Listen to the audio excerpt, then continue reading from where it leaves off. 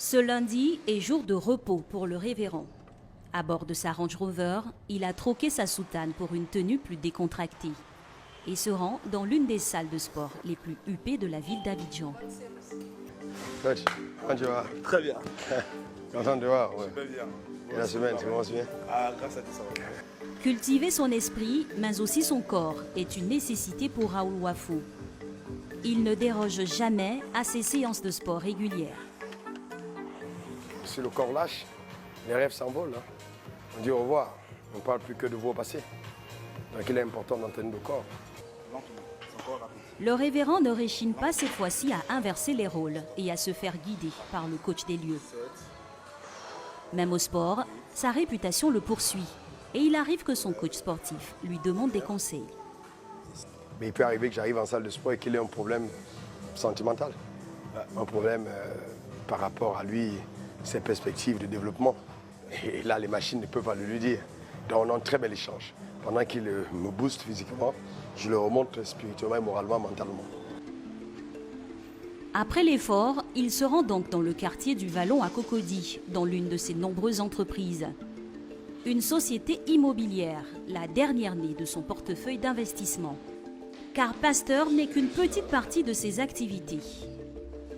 Le révérend est un homme d'affaires et il garde toujours un œil sur son business. Pétif. Hey. Salut, ça va? Pour l'accueillir, ses deux associés, par ailleurs fidèles de son église. Des fidèles avec qui il a décidé de se lancer dans cette aventure entrepreneuriale. Après les avoir écoutés, il a mis la main à la poche pour financer leur projet à hauteur de plusieurs millions. Un programme immobilier. Comme à chaque fois, Dieu n'est pas très loin. C'est le dernier né de l'intelligence divine qu'on déploie pour participer au développement social. Et donc, eux, ils ont eu l'idée. Ils m'ont approché, on a discuté, on a prié. Et j'ai vu que c'était quelque chose de bien. Et pour arriver là où on est à plus de 400 millions d'investissements.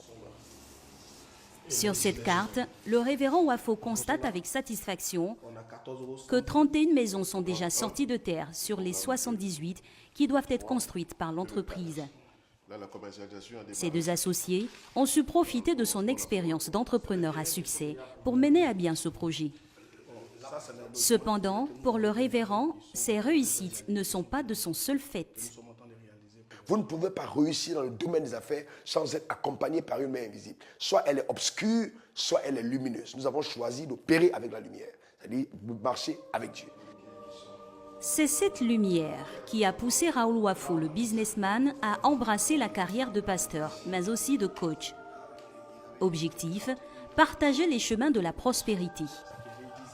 Aujourd'hui, comme ses deux associés, ceux qu'il coach ont le privilège de bénéficier de son expérience. Mais ce n'est pas tout. Donc, en tant que coach, je donne un conseil, je discerne dans le monde spirituel où est la racine du problème. Je vais m'adresser à la racine en parlant au problème, en commandant aux entités, aux démons qui sont en train de miner le chef d'entreprise de partir et ils vont obéir parce que j'ai une autorité sur eux. Et donc j'ai cette capacité de discerner. Quand je regarde quelqu'un, je peux voir son avenir. Je peux avoir ce regard prophétique qui me dit, bon, telle personne va devenir un multimillionnaire. Ce don de prophète dont se réclame Raoul Wafo attire de nombreux fidèles et hommes d'affaires qui font appel à lui. À tel point que le pasteur a développé une véritable clientèle et dédie un temps important à des séances de coaching individuelles. Dieu te bénisse. Amen, amen. Comment ça va? Ouais, super. Super. Ce jour-là, dans le quartier de Marcory, le révérend Raoul Wafo a rendez-vous avec un chef d'entreprise qu'il coach depuis 5 ans. Modeste Ngou est à la tête d'une société d'équipement télécom. C'est aussi un fidèle du Temple de la foi.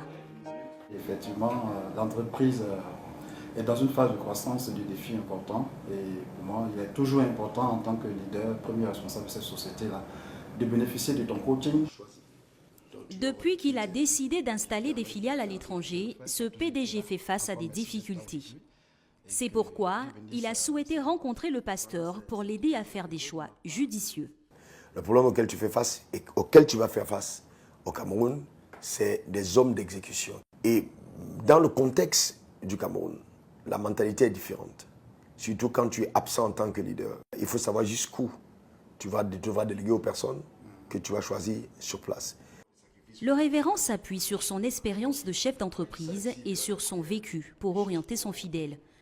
Une expérience, d'après lui, beaucoup plus précieuse et lumineuse que toutes les théories défendues par les coachs de développement personnel. La majorité des coachs, qu'est-ce qu'ils font? Ils vont lire John Maxwell, ils vont lire X, Y, etc. Ils vont prendre des formules, ils vont te les donner. Quand je parle de stratégie, c'est que moi-même, personnellement, par exemple, dans le terrain dont il parle, j'ai une entreprise là-bas qui se développe aussi. Nous connaissons la mentalité, il y a des choses auxquelles on a été confrontés avant. Il y a des conseils qui sont donnés par expérience. Car à la différence des coachs de développement personnel, l'homme de Dieu ne se contente pas d'un simple discours. Il va beaucoup plus loin, jusqu'à entrer dans le mysticisme. Il y a d'autres qui sont bloqués à un certain palier. Ils peuvent bloquer parce qu'au village, il y a eu un sort qui a été lancé. Parce qu'il y a des concurrents qui sont allés voir des féticheurs pour empêcher que l'entreprise ne croisse. Et on peut discerner justement qu'à ce niveau, ça n'a rien à voir avec l'attitude du leader, mais ça a tout à voir avec un blocage au niveau spirituel. Et là, la prière intervient. Et c'est ça justement le bonus que nous avons dans ce type de coaching. La prière intervient pour débloquer justement la chose dans le monde spirituel. Alors, chaque séance de coaching du révérend est ponctuée par un moment de prière pour vaincre des blocages que lui seul serait en mesure de discerner. Seigneur, pour ton règne, que ta personne avec lui et que tout écueil dressé sur le chemin de sa destinée soit détruit au nom suprême de Jésus. Au nom de Jésus, j'ai prié. Amen. Amen. Amen. Amen. Et amen. Ici, après la séance, pas de facture. Le chef d'entreprise ne versera pas un centime, là où il aurait payé des centaines de milliers de francs CFA pour la prestation d'un coach de développement personnel. Effectivement, avec lui, on économise énormément d'argent parce que là, c'est un appel divin qu'il a et il le fait avec passion, de façon gratuite. Gratuit? Pas tout à fait. Ce PDG verse régulièrement des dons à l'église du révérend.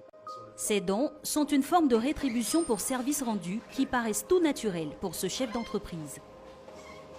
Comme lui, ils sont près de 300 contributeurs au niveau local et international qui versent des dons au révérend tout en bénéficiant d'un coaching personnalisé. Ces dons peuvent atteindre des sommes colossales. Ils ont permis de financer 50% des 750 millions de francs CFA nécessaires pour bâtir le temple de la foi.